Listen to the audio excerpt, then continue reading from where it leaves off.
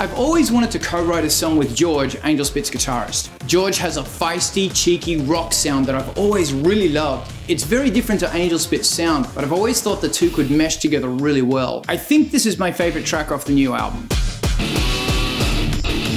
Hot Mess is an It's Complicated love song, comparing a dysfunctional relationship with a plane crash. You know those relationships, more like an emotional addiction than a healthy two-way romance. This is one of them.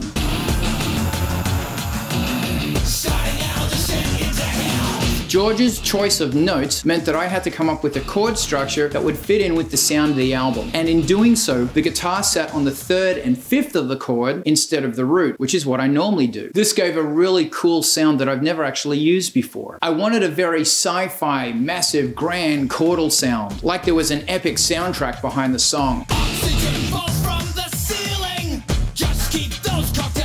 This is the last track written for the album. I decided on 12 tracks, but when I heard George's demo, I needed to include it. It was so cool. The average Angelspit track takes 12 to 18 months for the lyrics, the music, the sound design, everything to ferment and mature and come together in this yummy mush. This one took 2 weeks, and I think it's the wildest track on the album.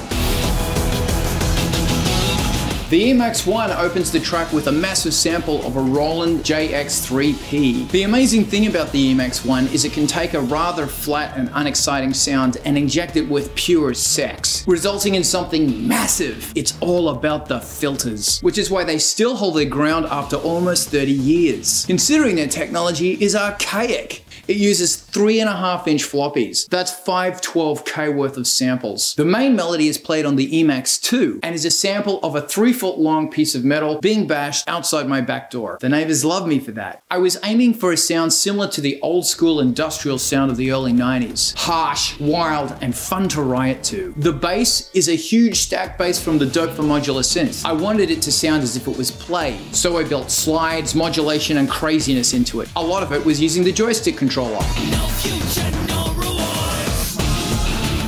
Once again, Bradley R. Bills from CHANT pounced the crap out of this track. He is one of my favorite drummers. George's original guitar demo was 20% slower, about 160 BPM, and was 1 key lower. It was in C as opposed to D. So, as well as George's final massive guitars, I also used his demo guitars, which were stretched and then minced through the doper. I distorted them, wave-shaped them. I was very, very cruel to them, resulting in a very abrasive guitar sound that added a really nice spice to the final guitar track. Miss Ballistic also supplies some very soothing vocals in this one. I wanted these sweet vocals to sound like beautiful clouds as the plane is tearing through them to its oblivion. My lead vocals were recorded while drunk.